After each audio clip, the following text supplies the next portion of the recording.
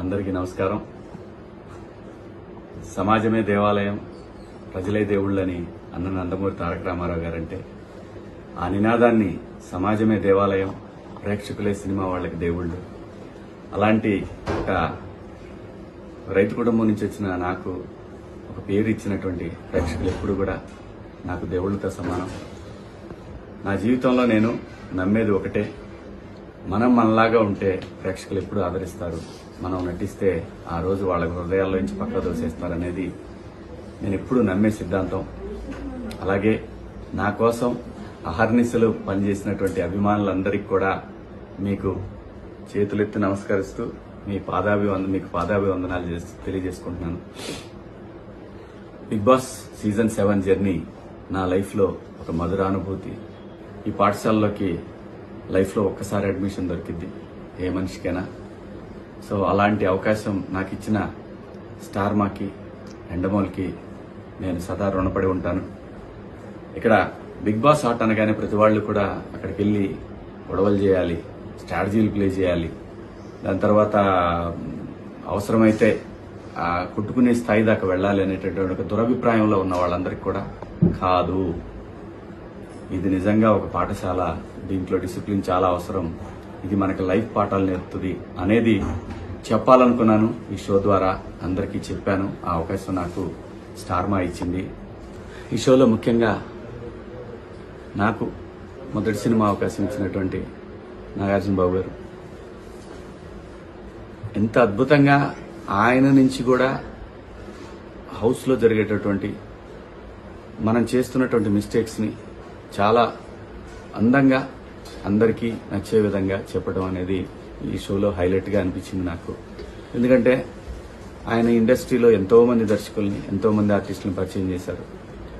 అటువంటి ఒక super star ఈ షోకి హోస్ట్గా ఉండటం అనేది నిజంగా కంటెస్టెంట్లకి అదృష్టం.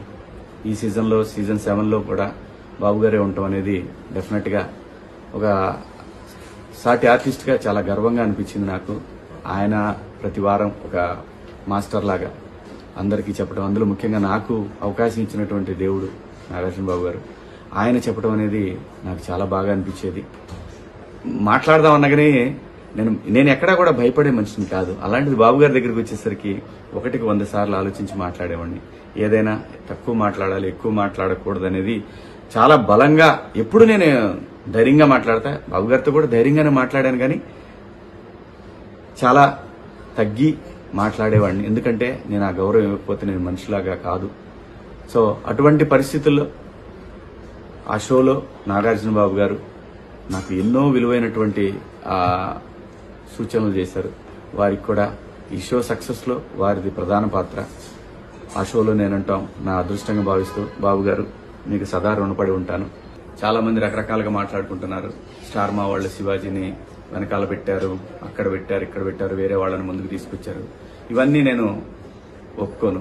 ఎందుకంటే వాళ్ళు ఒక పద్ధతి ప్రకారం ఒక ఫార్మెట్లో వెళ్తారు. దాని ప్రకారమే ఈరోజు ఓటింగ్ జరిగింది. దాంట్లో విజేతగా నా బిడ్డ పల్లవి ప్రశాంత్ గెలిచాడు. వాడు గెలవాలనుకున్నాను. ఎందుకంటే ప్రజలు ప్రతిసారి ప్రభుత్వాల చేతిలో ఓడిపోతుంటాయి, కామన్ మ్యాన్ ఎప్పుడు ఓడిపోతుంటాడు. కానీ ఈ సీజన్లో కామన్ మ్యాన్ గెలవాలి అని, గెలిపించాలని దృఢ సంకల్పంతో ఎప్పుడైతే ప్రశాంత్ వచ్చే వరకు నాకు అటువంటి ఆలోచనలు లేవు. నాకు అప్పుడు అనిపించింది, ఇలాంటి ఒక పల్లెటూరు నుంచి వచ్చిన నాలాగనే వచ్చాడు ఈ షోకి, నేను ఎలాగైతే ఇండస్ట్రీకి వచ్చాను అలా వచ్చిన ఒక వ్యక్తి సక్సెస్ అయితే కోట్ల మందికి ఇన్స్పిరేషన్గా ఉంటుంది అనుకున్నాను. అది భగవంతుడు నా మనసులోని కోరికను ప్రశాంత్ రూపంలో తీర్చాడు. ప్రశాంతే కాదు, యావర్ లాంటి ఎటువంటి బ్యాక్గ్రౌండ్ లేని మనుషులు ఇక్కడ నాతో పాటు కంటెస్టెంట్లుగా రావటం, వాళ్ళకి నాకు మా హృదయాలు కలవటం, ఇదంతా కూడా దైవేచ్ఛ.